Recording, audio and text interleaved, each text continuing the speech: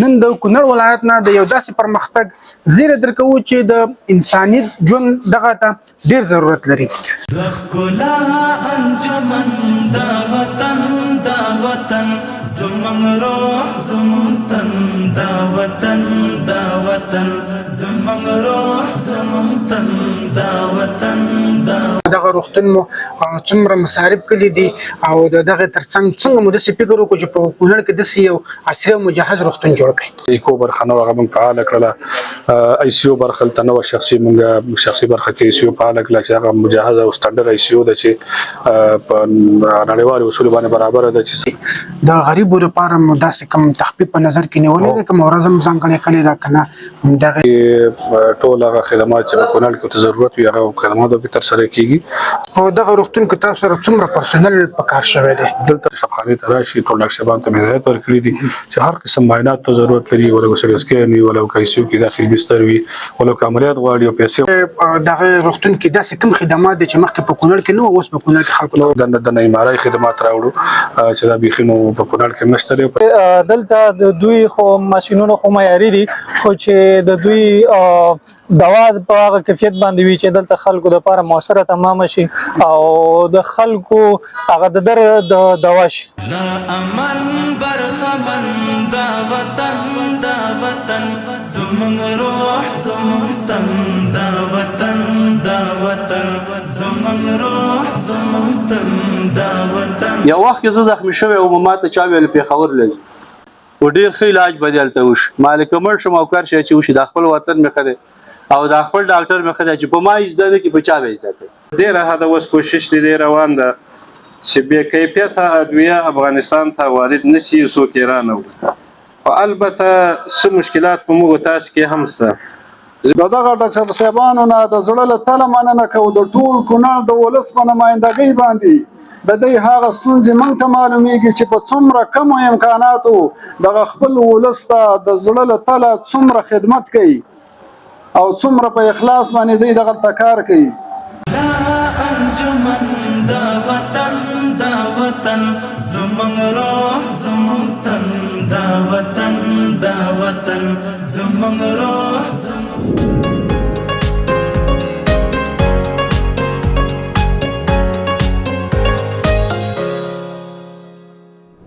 السلام علیکم، د ودان ټي وي درنو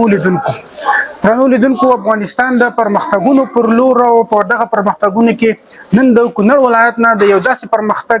زیری درکوو چې د انساني ژوند دغه ته ډیر ضرورت لري. د کونړ کې د رومان په نوم باندې یو شخصي روغتون جوړ شو چې ډیر پرمختللی روغتون دی او ډیر داسې وسایل ورته راوړل شوي دي چې په کونړ کې مخکې نه وو. په دغه کم خدمات چې پکې اوس وړاندې کېږي دغه پسې به خلک ننګرهار، کابل او ان تر هېواده به بهر تلله. نو د دې روغتون له مسؤلینو سره ډاکټرانو سره به په دې اړه خبرې کوو چې څومره اسانتیاوې به په دې کې او کوم خدمات به خلکو ته وړاندې کېږي. نو له موږ سره واوسئ. د ښکلا انجمن دا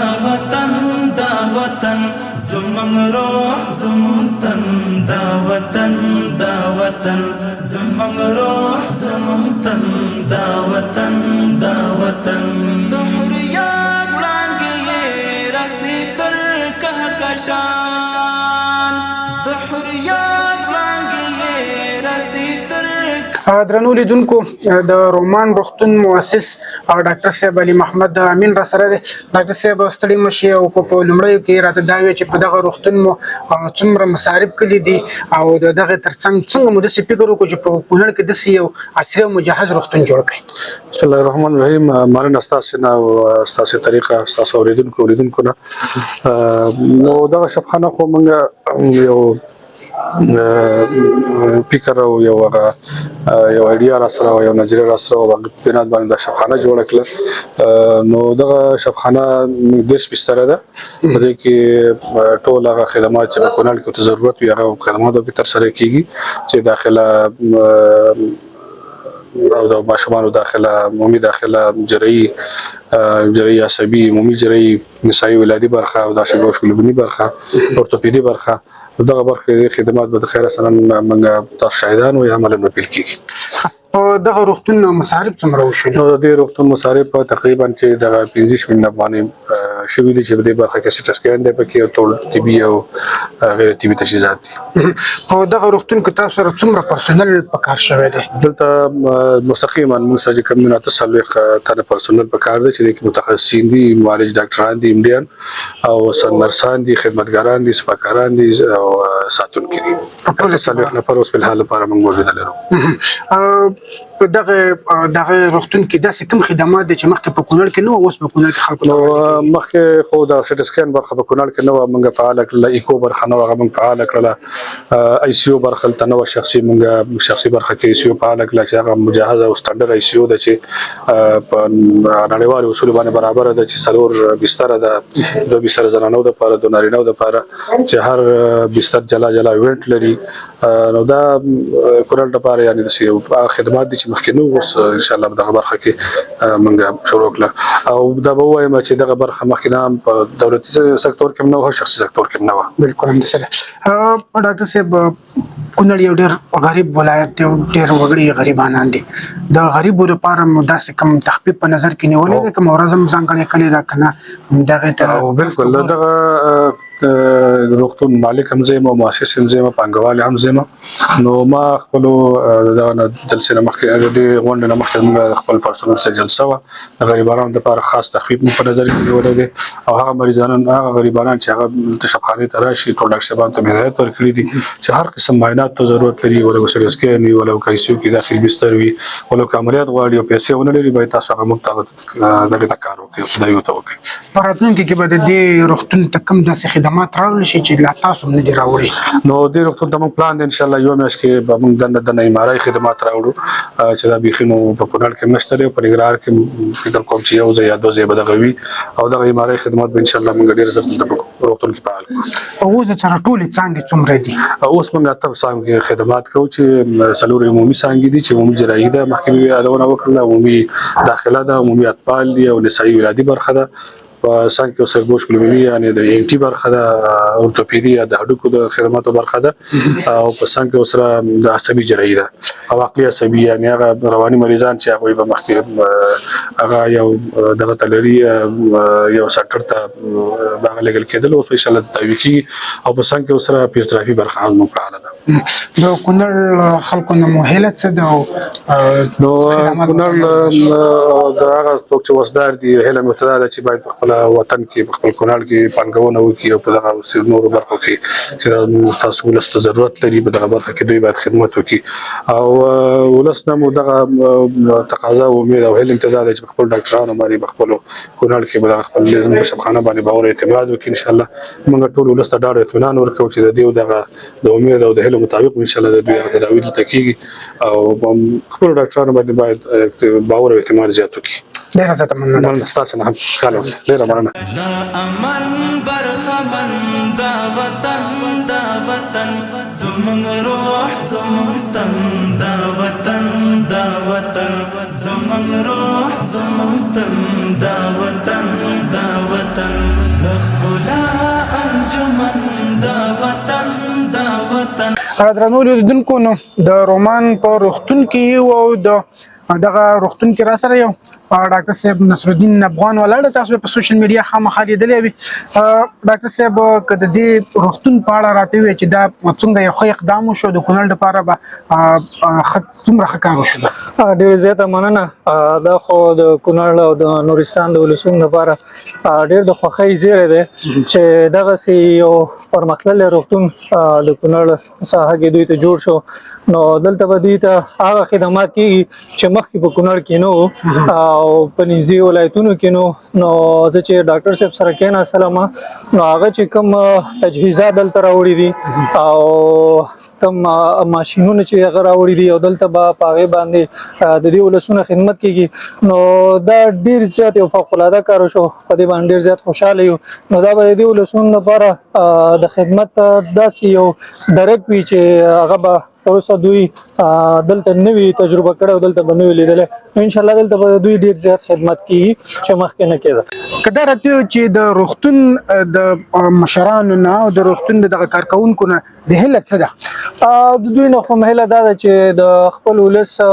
هر څه په نظر کې ونیسي د دوی اقتصاد په نظر کې ونیسي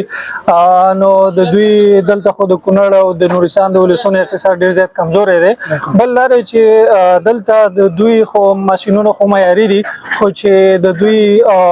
دوا په هغه کیفیت باندې وي چې دلته خلکو د لپاره موثره تمام شي او د خلکو هغه د دوا شي نو دغه ډیر زیات چیلنجونه د دوی مخکې پراته دي خو هیله مو دا ده چې د خپل ولس خدمت په صداقت باندې وکړي او هر هغه څه ضرورت ته دوی رسیدګي وکړي چې د کونړ ولسونه لري په وروستیو کې به راته دا وي چې د کونړ د ولسونو نه څه غوښتنه ده او دلته چې نور کوم سرمایه ګزاران دي د هغې نه څه غوښتنه د کونړ ولسونو نه خو غوښتنه دا ده چې دلته چې ډاکټر صاحب دومره سرمایه ګزاري کړې ده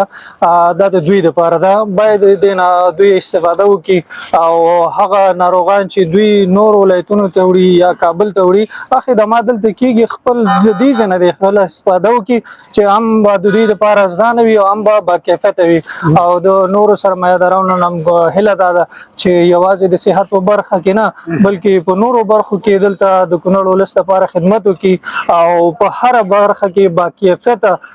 خدمات دوی لپاره عرضه کړي او داسې څه جوړ کړي چې د ولس ضرورت وي ورته نو دا به د کونړ د ولس سره د دوی احسان وي او د دوی به هم ګټه کېږي او د ولس ته به ډېر زیات خدمت کوي ډېره زیاته مننه تاسې نه مننه کوم د ډاکټر صاحبانو څخه مې دا غوښتنه ده او له هغو متخصصینو مې دا غوښتنه ده چې موږ کوشش دې باید وکړو په اول قدم کې چې خپلو ولسونو ته داسې خدمات وړاندې کړو چې د خدماتو له وجې د موږ تاسې د خلکو د ولسونو اعتماد د موږ تاسې په ډاکټر صاحبانو وشي په ادویو وشي او دا خبره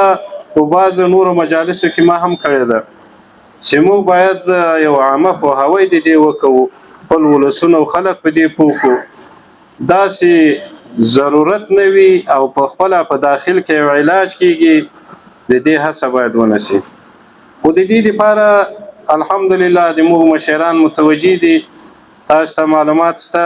تر ډېره حده اوس کوشش دې روان ده چې بې کیفیته ادویه افغانستان ته وارد نشي څوک یې رانه یو وخت کې زه زخمي شوی وم ما ته چا ویل پېښور لږ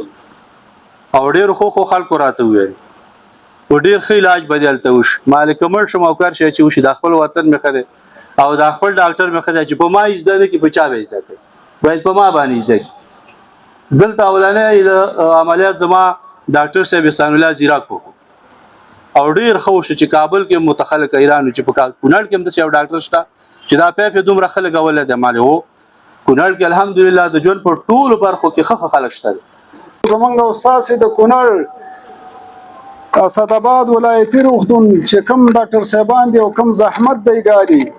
هله سړي ته معلومات کیږي چې کله بل چیرته د مشکل سره مخ شي او بیا مراجعه یو ځای ته وکړي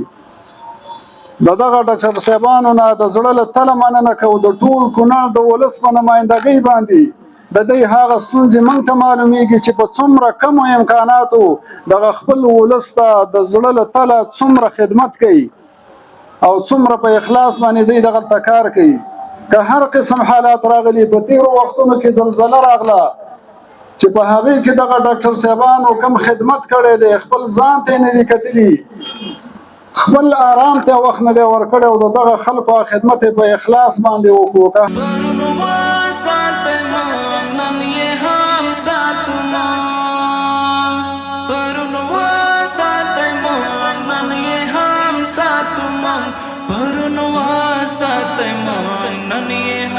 साथ मन पविनो